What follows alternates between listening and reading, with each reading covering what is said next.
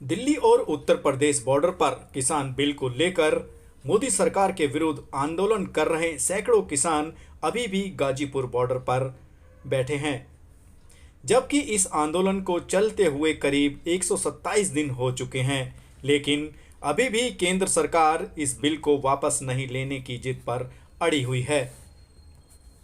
वहीं दूसरी ओर किसान भी इस बिल के विरोध में अलग अलग बॉर्डरों पर अपना डेरा जमाए हुए हैं।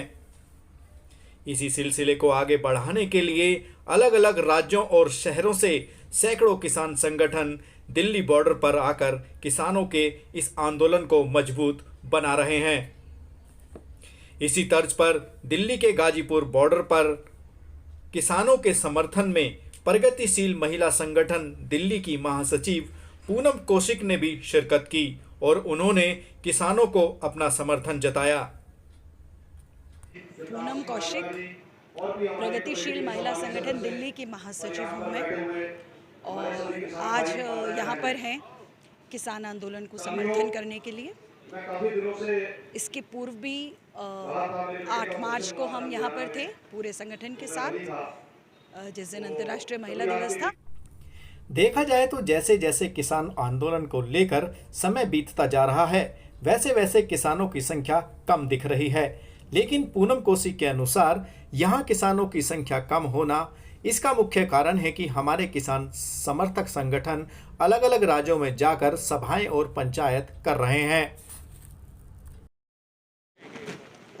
देखिए, लोगों की संख्या ये यहाँ पर कम हो रही है, ये इसलिए महत्वपूर्ण नहीं है क्योंकि लोगों का संघर्ष पंचायतों के अंदर, महापंचायतों में और पूरे देश के अंदर जिस तरीके से लोग रैलियों में निकल रहे हैं, धरनों में निकल रहे हैं, सॉलिडेरिटी कार्यक्रम लगातार हो रहे हैं, तो ये संख्या कम या ज़्यादा होना ये कोई बहुत इम्पॉर्टेंट बात नहीं है। इम्पॉर्टेंट बात ये है कि बॉर्डर्स के ऊपर लोग बैठे हैं और संघर्ष जारी है।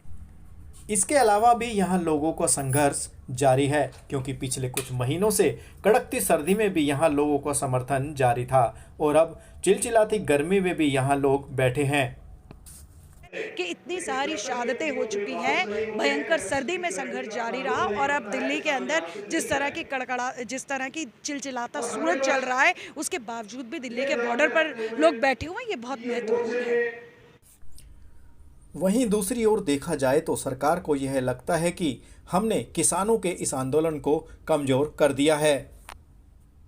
नहीं, ऐसा वो उनका बहुत बड़ा वो कन्फ्यूजन में रहते हैं। दरअसल मोदी सरकार एक फासीवादी सरकार है और उसका काम है हिंदुत्व के नाम पर दरअसल कॉरपोरेट परस्ती करना, और वो बिल्कुल भी नहीं चाहती है कि जनता के बीच में उसकी तरफ से ये संदेश जाए कि उसको किसान आंदोलन से कोई फर्क पड़ रहा है। और ये तो सरकार वैसे भी जुमले हर चीज़ में जुमले देती है, तो आंदोलन के बारे में भी वो जुमले ही दे रही है और हम बता देना चाहते हैं कि उसको बहुत फ़र्क पड़ रहा है। इसीलिए आज जो श्रम कानूनों को लागू करने की जो आज एक एनफोर्समेंट की तारीख थी 1 अप्रैल, वो जो है पोस्टपोन किया गया है, उसको डेफर किया गया है, क्योंकि वो सरकार नहीं चाहती है कि जिस तरह से किसान युद्ध के रास्ते पर निकले हुए हैं, मजदूर वर्ग भी युद्ध के रास्ते पर निकल जाए। और ये जो है दिखाता है कि उसको किसान आंदोलन से कितना ज़्यादा उसको फ़र्क पड़ा और कितना ज़्यादा उसको डर लगा है। बेशक से वो कुछ भी बोलते रहे कि उन्होंने कमज़ोर कर दिया, ना ये आंदोलन कमज़ोर हुआ है, बल्कि ये आंदोलन पूरे जज्बे और पूरे दृढ़ निश्चय के साथ अपने रास्ते के ऊपर आगे बढ़ रहा है और अपनी मंजिल को ये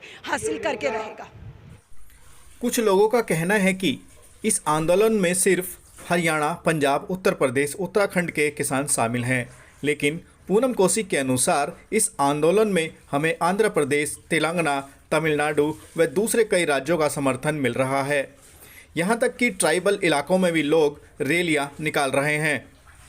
दूसरे राज्यों के अंदर भी ये आंदोलन चल रहा है, दूसरे आंध्र प्रदेश के अंदर, तेलंगाना के अंदर, भारत के तमिलनाडु के अंदर लगातार हम देख रहे हैं कि लोग जो है रैलियां निकाल रहे हैं, संघर्ष कर रहे हैं। ट्राइबल इलाकों के अंदर, आंध्र प्रदेश के तेलंगाना इलाके के अंदर लाखों की संख्या में लोग निकल करके सड़कों पर आ रहे हैं, बड़े बड़े प्रोग्राम्स कर रहे हैं। तो ये बिल्कुल ये भी एक बिल्कुल गलत बात है कि ये आंदोलन जो है केवल भारत के 3-4 उत्तर भारत के राज्यों तक ही सीमित है। ये ऐसा नहीं है। ये दिल्ली की सीमाओं पर किसान और मोदी सरकार के बीच टकराव की स्थिति अभी भी बनी हुई है, लेकिन सरकार एकदम साफ कह चुकी है कि किसी भी हाल में ये कानून वापस नहीं लिया जाएगा।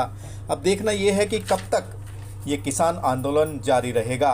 क्या आने वाले समय में किसान इस काले कृषि बिल को रद्द करवा पाएंगे, ये तो समय ही बताएगा। दिल्ली से कुमार विनोद की रिपोर्ट, न्यूज़ हर दिशा इंडिया।